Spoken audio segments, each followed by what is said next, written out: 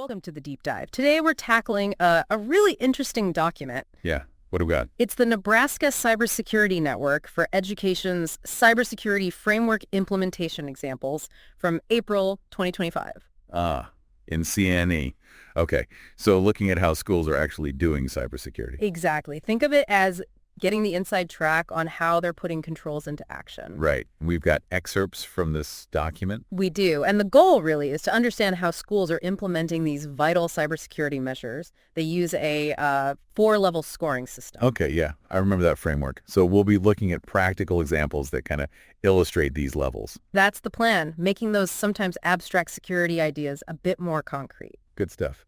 So this 4-level scoring, the NCNE framework uses this rubric to assess how well schools are adopting the CIS controls, right? Correct. And how does this document help us, get our heads around that scoring? Well, what's really insightful here is that the document gives us actual examples for each level. Level 1, 2, 3, right up to a complete level 4. Ah, okay. So it clarifies the scoring. Exactly. Helps schools figure out where they stand when they're assessing themselves. It's worth noting, though, these are just examples, illustrations. Right. So a school might fit a level even if their exact situation isn't listed? Precisely. It's more about hitting the principles of that level, not a strict checklist. Makes sense. And generally, to hit a higher level, you kind of need to have met most, if not all, the requirements of the level below it. Okay, building blocks, yeah. The document itself follows the CIS controls, version 8.1. But the NCNE framework then groups these into logical tiers. Right. And the document handily cross-references these NCNE tiers, which makes it easier to see how different controls fit into the bigger picture.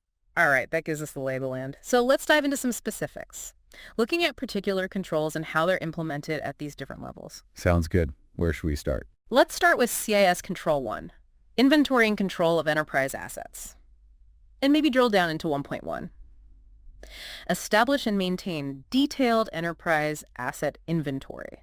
What do these examples look like? Okay, yeah. So at level 1, picture this. The school's relying on spreadsheets, maybe, but they're not updated regularly. Oh. Yeah, so the inventory isn't accurate. There are gaps in coverage.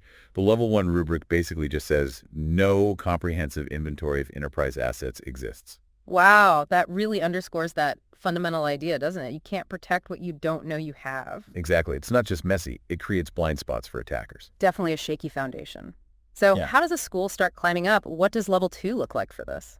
Level 2 shows maybe a basic system, but it's still got limits. It might cover desktops, laptops, the usual suspects. And misses other things. Right. Maybe misses mobile phones, IoT devices. Ownership of assets might be fuzzy. And IT doesn't have full visibility. The rubric calls it a partial inventory. Okay, so some progress, but still significant blind spots. What does it take to get to level 3 for asset inventory? Okay, level 3.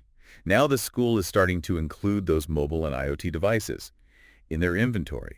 They're doing regular vulnerability scans, applying updates. That sounds better.